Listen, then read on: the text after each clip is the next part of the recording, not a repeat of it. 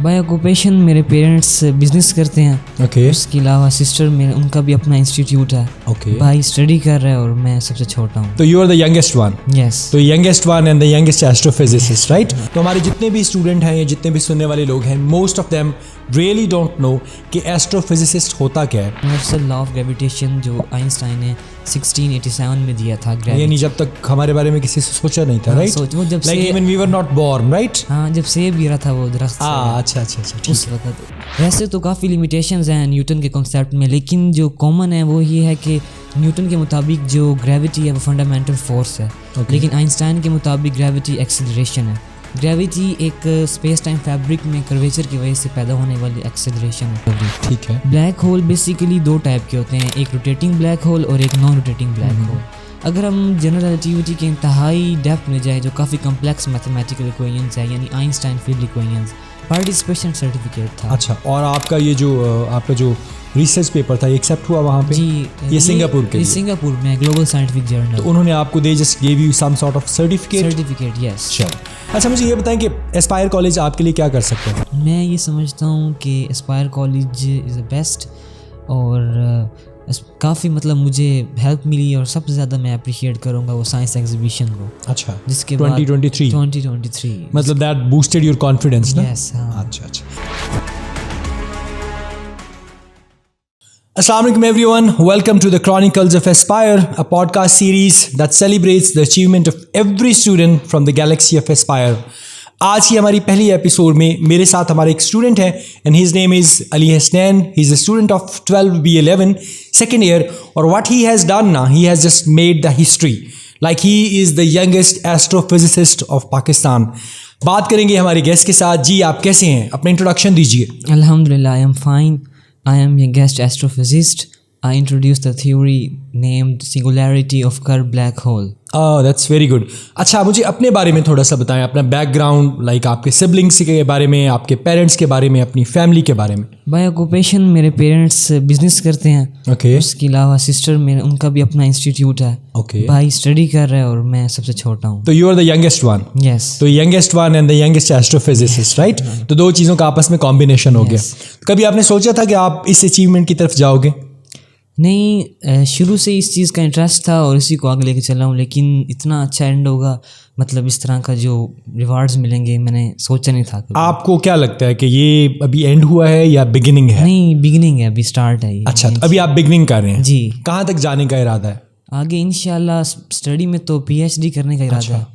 तो you want to be the doctor too? हाँ, doctor. What's your right age इस वक्त? Right now what's your age? 17.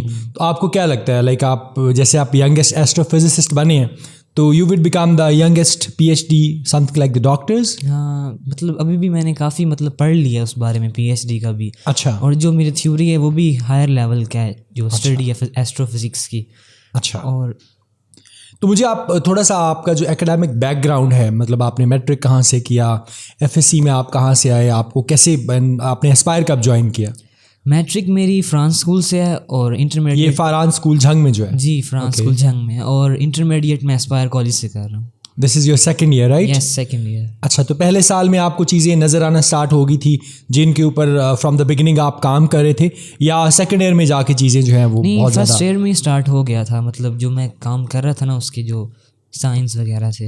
अच्छा, जैसे मैंने आपको इंट्रोड्यूस करवाया कि आप यंगेस्ट एस्ट्रोफिजिसिस्ट हैं, तो हमारे जितने भी स्टूडेंट हैं या जितने भी सुनने वाले लोग हैं, most of them really don't know कि एस्ट्रोफिजिसिस्ट होता क्या है. आप मुझे सिर्फ थोड़ा सा ये बता दें कि आपकी ये जो अचीवमेंट है ये क्या है, इसको थोड़ा सा डिटेल में एक्सप्लेन कर दें. इस अचीवमेंट को डिटेल में एक्सप्लेन करने के लिए बेसिक का पता होना ज़रूरी है.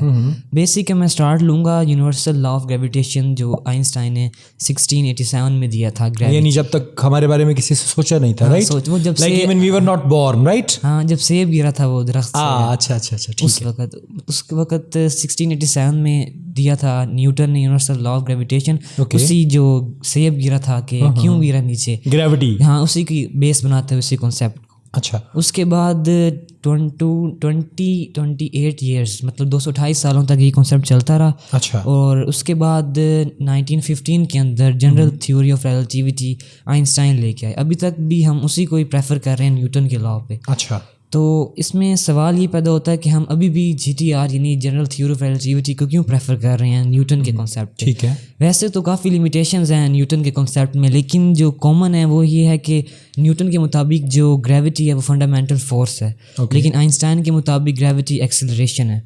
ग्रेविटी एक स्पेस टाइम फैब्रिक में कर्वेचर की वजह से पैदा होने वाली एक्सेलरेशन है। अच्छा। अब यहाँ ये समझना काफ़ी ज़रूरी है कि स्पेस टाइम फैब्रिक क्या है। स्पेस टाइम फैब्रिक को समझने के लिए इमेजिन करें कि एक गोल सा कपड़ा है, ठीक है, और उसके जो सरकमफेरेंस है उसको हमने सपोर्ट दी हुई है। उसके अंदर हम कोई हैवी सा बॉल या कोई फुटबॉल वगैरह रख दें तो वहाँ से कर्व सा हो जाएगा, जहाँ से वेट की वजह से उसकी फोर्सेस डाउनवर्ड ऐड करेंगी। जी जी। इसी तरह ही अगर हम यूनिवर्स में इसको लेके आएँ तो यूनिवर्स में भी एक स्पेस टाइम फैब्रिक है। वहाँ पे अगर हम अर्थ जैसे मैसिव ऑब्जेक्ट को रखें जिनका मैस काफ़ी ज़्यादा हो, जी जी, तो वहाँ जो स्पेस टाइम फैब्रिक है वो भी वहाँ से कर्व हो जाएगा, और जिसकी वजह से उसकी जो एक्सेलरेशन है, फोर्स है, वो डाउनवर्ड एक्ट करेंगी। ठीक है। आइंस्टाइन के मुताबिक जो ग्रेविटी है वो एक फंडामेंटल फोर्स नहीं है। स्पेस टाइम फैब्रिक का जो कर्व है, जो टेंस हो रहा है जहाँ से, उसकी वजह से जो एक्सेलरेशन क्रिएट हो रहा है ग्रेविटी एक्चुअली वो है। ठीक हो गया। So this is what you proved.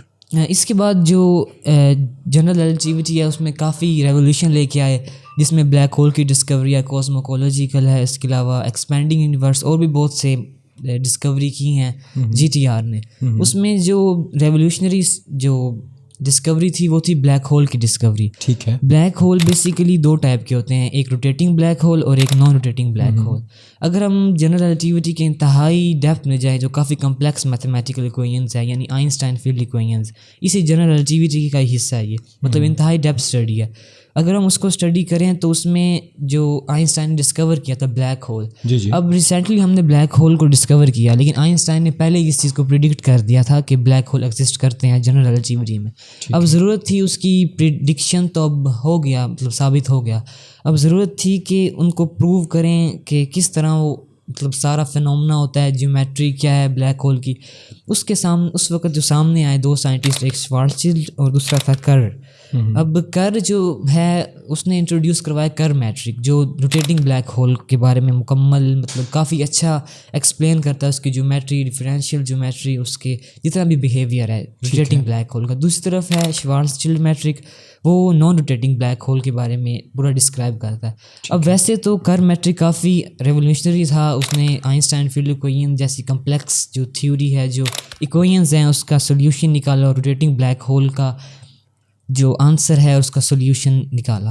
अब लेकिन इसमें एक थोड़ी सी लिमिटेशन थी, जिस तरह केमिस्ट्री में या फिज़िक्स में हम पढ़ते हैं कि एक साइंटिस्ट आया उसने कॉन्सेप्ट दिया, फिर दूसरा साइंटिस्ट आया उसने उसमें से लिमिटेशन निकाली कि ये मतलब आपके ऑब्जेक्टिव्स हैं, लिमिटेशंस हैं, और वो उस लिमिटेशन को सॉल्व करने के लिए अपने आइडिया देता है और फिर उसको प्रूव करता है। इस तरह कर मैट्रिक जो है काफ़ी रेवोल्यूशनरी है, काफ़ी मतलब कि आइंस्टाइन की फील्ड इक्वेशन को अच्छे से सॉल्व करता है। लेकिन उसमें एक लिमिटेशन थी, वो ये थी कि जब सिंगुलैरिटी का रेडियस 0 होता है तो उसकी जो फिज़िकल जितनी भी फिज़िकल क्वांटिटीज़ हैं ब्लैक होल की, जिसमें डेंसिटी है, कर्वेचर है, वो इनफाइनाइट हो जाता है।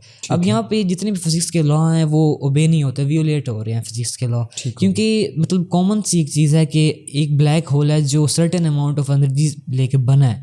अब कैसे मुमकिन है कि उसकी डेंसिटी और कर्वेचर इनफाइनाइट हो जाए? ये तो मतलब इनपुट थोड़ी है और आउटपुट ज़्यादा है, मतलब फिज़िक्स के लॉ ही ओबे नहीं, मतलब ये वायलेट हो रहे हैं फिज़िक्स के लॉ। और ये एक काफ़ी माइनर सा था लेकिन बड़ा ही इफेक्ट कर रहा था इस इक्वेशंस को, आइंस्टाइन की फील्ड इक्वेशन को, और फिज़िक्स के लॉ को भी ओबे नहीं कर रहा था। अब इस मुतलिक काफ़ी साइंटिस्ट आए, उन्होंने इस चीज़ को रिजोल्व किया, लेकिन जो मैंने किया वो ये था कि कर मैट्रिक का यूज़ करते हुए उसकी जो इनफाइनाइट सिंगुलैरिटी है उसको फाइनाइट किया। इससे पहले भी साइंटिस्ट ने किया, लेकिन कर मैट्रिक को यूज़ करके नहीं किया, मतलब उसमें और मतलब डिफरेंट फिनोमेना लेके आया जिसके ज़रिए उन्होंने कर मैट्रिक को फाइनाइट किया। तो इस बारे में आपने एक कंप्लीट रिसर्च पेपर वहाँ पे सबमिट करवाया? हाँ, ग्लोबल साइंटिफिक जर्नल में। कहाँ पे? ग्लोबल साइंटिफिक जर्नल इन इस्लामाबाद? नहीं, ग्लोबल साइंटिफिक जर्नल सिंगापुर में। That's good. नहीं, अभी जो रिसेंटली आप गए थे? हाँ, वो IST इस्लामाबाद में। तो वहाँ पे दे इनवाइटेड यू? Yes sir. और वहाँ पे मैंने सुना है कि आपकी एज तो एक्सेप्टेबल ही नहीं थी। हाँ, व्हाट डिड यू डू? नहीं, हाँ मैंने ईमेल लिखी उन्हें मैंने बताया I am very enthusiastic about space. Okay. और उन्होंने फिर मेरे लिए मतलब एक फॉर्म दिया, उसको फिल किया कि अगर आप इतने हैं मतलब इस हवाले से कॉन्सेंट्रेट तो हम आपको पार्टिसिपेशन। मैंने एक दफ़ा उनका एक पढ़ा, उसके ऊपर उन्होंने लिखा था कि you know this age was not limit, ना ये उम्र नहीं थी, बट उन्होंने अपने लॉज को जो है वायलेट किया और आपको एक चांस दिया, बिकॉज आई थिंक वो आपके research paper something you know उससे थोड़ा सा इम्प्रेस हुए थे। जी, मतलब मेरी एज भी काफ़ी इम्प्रेसिबल थी कि 17 ईयर्स में इतना पूरी फिजिक्स का सबसे कम्प्लेक्स इक्वेशन को सॉल्व करना और फिर उसमें लिमिटेशन को रिजॉल्व करना। अच्छा, तो अभी आप जब वहाँ पे गए तो आपको एक्सेप्टेंस सर्टिफिकेट वगैरह दिया उन्होंने कुछ? जी, पार्टिसिपेशन सर्टिफिकेट था। अच्छा, और आपका ये जो आपका जो रिसर्च पेपर था ये एक्सेप्ट हुआ वहाँ पे? जी, ये सिंगापुर के लिए? सिंगापुर में ग्लोबल साइंटिफिक जर्नल। तो उन्होंने आपको दे just give you some sort of certificate, yes.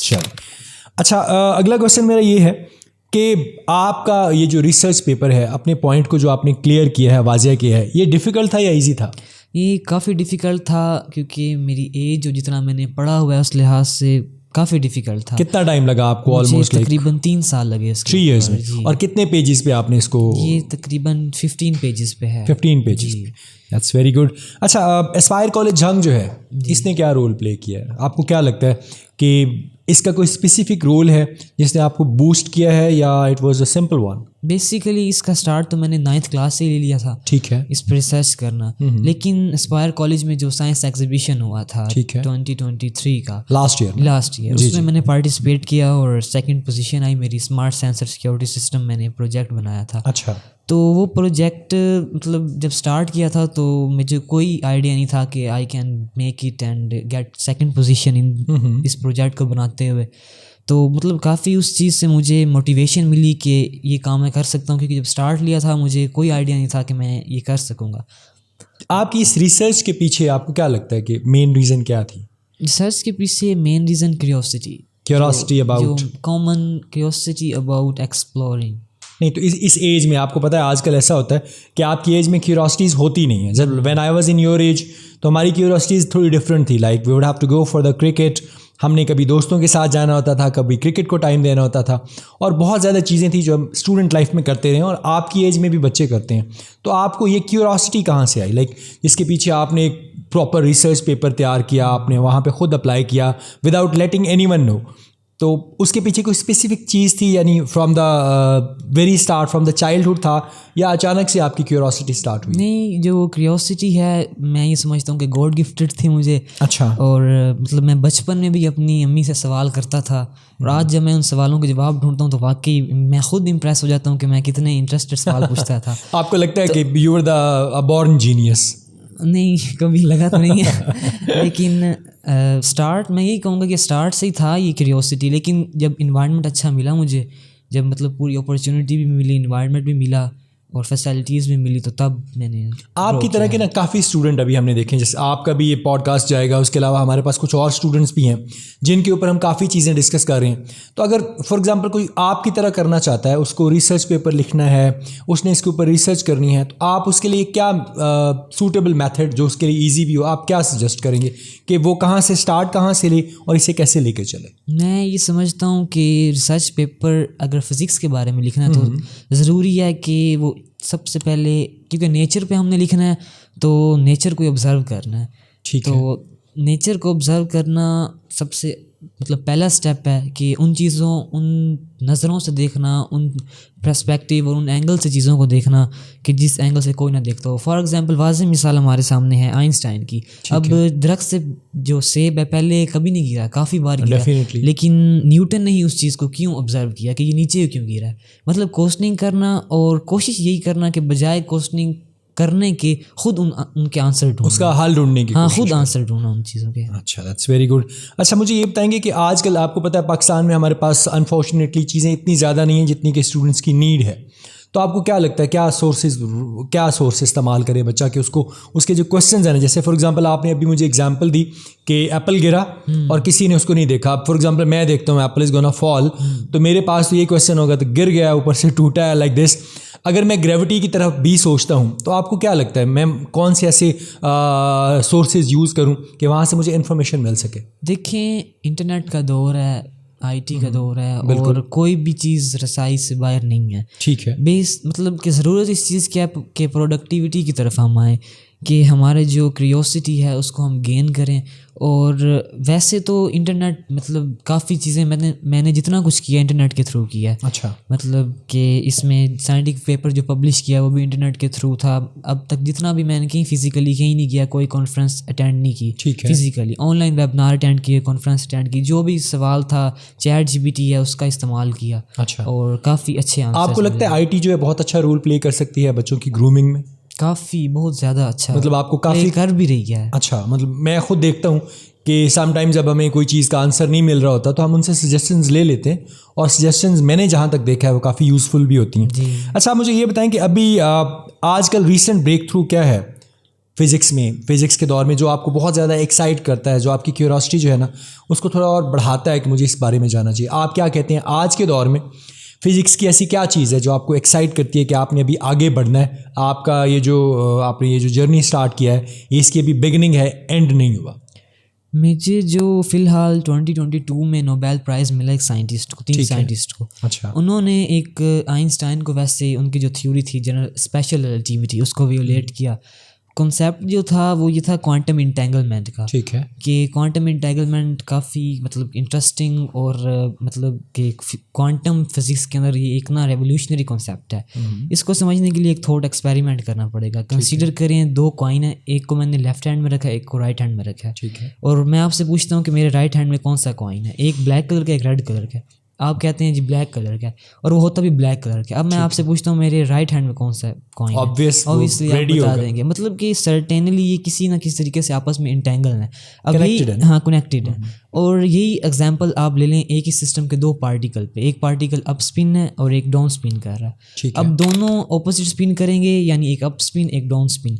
अब यहाँ पे जो ट्विस्ट है वो यहाँ पे आता है कि अगर एक पार्टिकल को मैं फॉर एग्जांपल एंड्रोमेडा गैलेक्सी पे रखता हूँ और दूसरे को मिल्की वे गैलेक्सी पे, और वो आपस में इस तरह इंटेंगल है, इस तरह कनेक्शन है उन दोनों का आपस में, कि जब मैं एक को ऑब्जर्व करता हूँ तो दूसरा जो है उसका एंगुलर मोमेंटम को कंजर्व करते हुए अपनी रोटेशन को चेंज कर देता है। अगर एक अप स्पिन है तो दूसरा डाउन स्पिन है, और अगर एक डाउन स्पिन है दूसरा अप स्पिन हो जाएगा, तब अगर मैं उनको ऑब्जर्व करता हूँ तो अगर मैं इसको इतने बिलियन लाइट ईयर डिस्टेंस पर भी उनको ऑब्जर्व करता हूँ तो वो तब भी यही चीज़ शो करेंगे। यानी कि इतने डिस्टेंस के बावजूद भी वो अपनी इन्फॉर्मेशन को जो ट्रांसफ़र कर रहे हैं एक पार्टिकल आपस में एक दूसरे में, और वो अपनी जो रोटेशन है उसको चेंज कर रहे हैं। और ये चीज़ वियोलेट करती है आइंस्टाइन की जो इक्वेशन E=mc² के nothing is fast than light, speed of light. आपने ना अभी तक जितनी भी हमारी डिस्कशन हुई है तो मुझे जहाँ तक लगा है कि Einstein is your most favourite, right? अच्छा, मेरा आपसे क्वेश्चन है बड़ा नॉर्मल सा, कि अभी राइट नाउ अगर आपको मैं कहूँ कि आज आपका एक डिनर है और उसमें आप किसी भी एक साइंटिस्ट से आप मिल सकते हैं, वो प्रेजेंट का भी हो सकता है और पास्ट का भी है, आप किसको प्रीफर करेंगे और क्यों? मैं निकोला टेस्ला, माय फेवरेट। तो why didn't you choose Mr. Einstein? Because you were like used all the details about him. नहीं, Einstein, Nikola Tesla, some sort of special in Nikola Tesla. अच्छा। काफ़ी मतलब कि जो मुझे चीज़ सबसे ज़्यादा अच्छी लगी वो था उसका जो उसने एक स्पिरिचुअलिटी यानी रिलीजियन और साइंस का आपस में कनेक्शन बनाया। अच्छा। इससे पहले कोई साइंटिस्ट नहीं था। एक दफ़ा आइंस्टाइन से पूछा गया कि अगर आप सबसे ज़्यादा जीनियस या स्मार्ट होते तो आप कैसा फील करते? अच्छा। तो निकोला टेस्ला ने कहा, जो आइंस्टाइन था उसने कहा कि ये चीज़ आप निकोला टेस्ला से पूछें। यानी आइंस्टाइन भी ये समझते, ये जो बोथ हैं दोनों सेम इलाके थे? नहीं, ये निकोला टेस्ला पहले है और आइंस्टाइन बाद में, और ये बाद में आया। आइंस्टाइन तो 20s का है ना। अच्छा, और what about Nikola Tesla? Nikola Tesla इंतहाई जीनियस। अच्छा। और इसके अलावा मैं ये कहूँगा साइंटिस्ट ऑफ ऑल एजेस, एक ऐसा इन्वेंटर, और AC करंट जो है उसका जो इन्वेंटर भी निकोला टेस्ला ही है। उसके अलावा warden Cliff tower wireless electricity का जो प्लान था उसका काफ़ी मतलब इम्प्रेसिबल था कि हम बग़ैर तारों के, बग़ैर वायर के बिजली को ट्रांसफ़र करेंगे।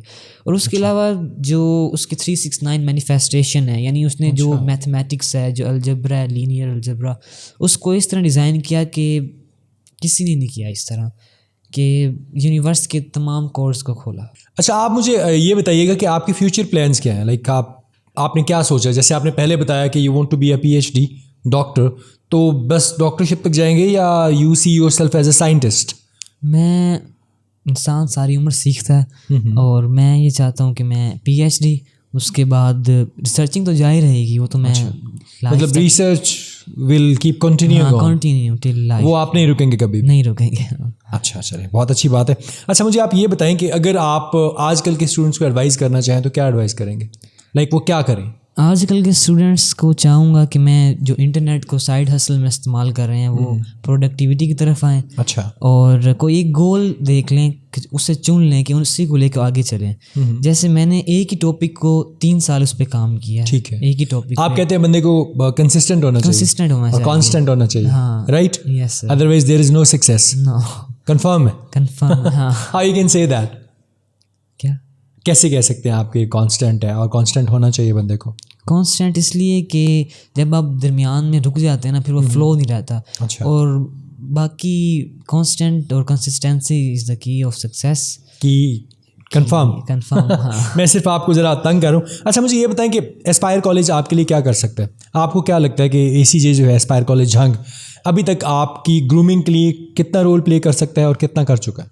मैं ये समझता हूँ कि Aspire college is the best, और काफ़ी मतलब मुझे हेल्प मिली, और सबसे ज़्यादा मैं अप्रिशिएट करूँगा वो साइंस एग्जीबिशन को। अच्छा, जिसके बाद 2023 मतलब दैट बूस्टेड योर कॉन्फिडेंस ना? यस, हाँ। अच्छा। So that was all for today's podcast. Thank you so much. It was mister Ali Hasnain, student of us from 12B11। इंशाल्लाह एस्पायर कॉलेज के जितने अचीवमेंट वाले चेहरे हैं आपके सामने पेश करते रहेंगे। So till then, good bye, take care. This is Shahzada Fahad and I hope that इंशाल्लाह we are gonna meet you very soon. अल्लाह हाफिज़।